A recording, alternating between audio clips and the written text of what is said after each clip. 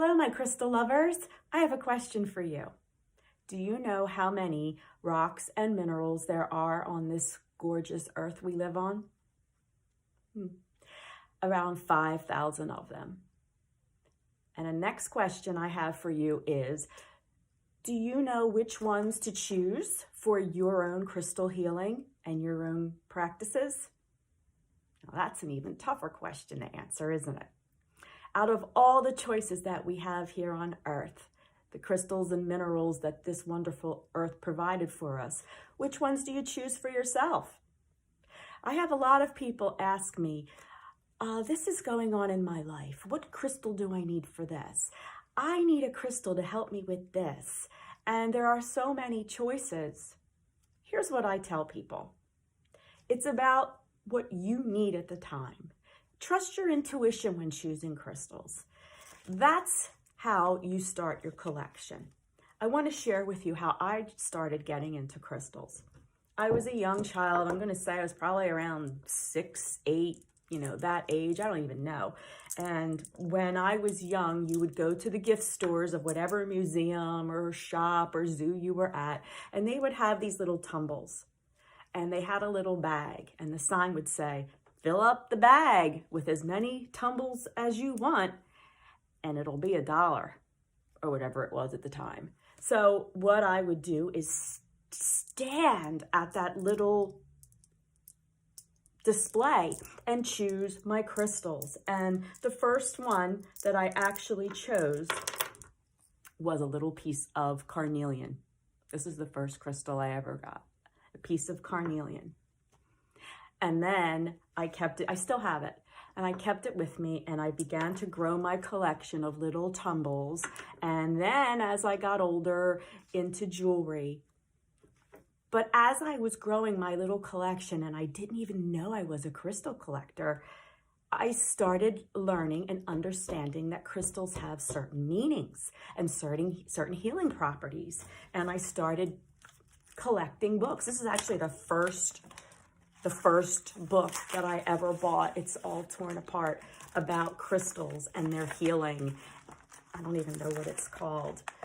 And I thought, oh my goodness, I opened up to carnelian. Didn't even realize I was doing that. How about that? There's the universe working for us. So then I started to learn about the properties. And here's how I think this works. We've all heard that crystals choose us. And it's what we need at the time, our intuition. But how we get them to work for us is to tune in to the energy that they are giving, that energy that they are releasing for us. If we tune into that, I'm wearing carnelian today too.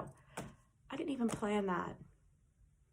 So you tune in to the energy that that crystal is providing for you. You have to have the intent for it to work as well. You can't just rely on the crystal to work for you. So that's part of, creating to match that intensity of what you need at the time. So here's what I would suggest to you.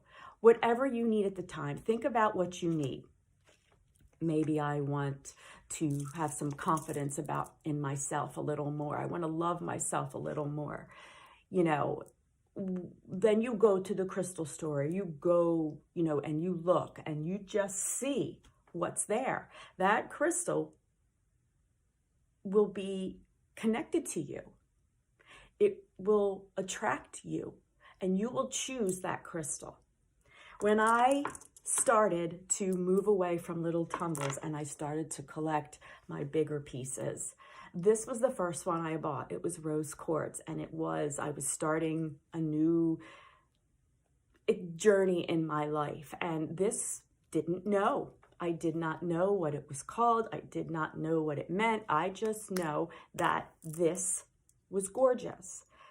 Then as I researched it, I found that it meant love and emotional love and unconditional love. And that was something that I needed at the time. It chose me. So when you're looking at crystals, if you see one and you just keep looking at it, I've had some people who look at a crystal in my shop and they say, that's gorgeous. And then a few days later, they'll make a comment, I like that. And then a few days later, they'll say, is that still available?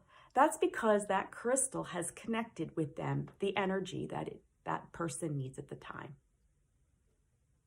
So what I suggest is you just go with your intuition. You choose what's calling you.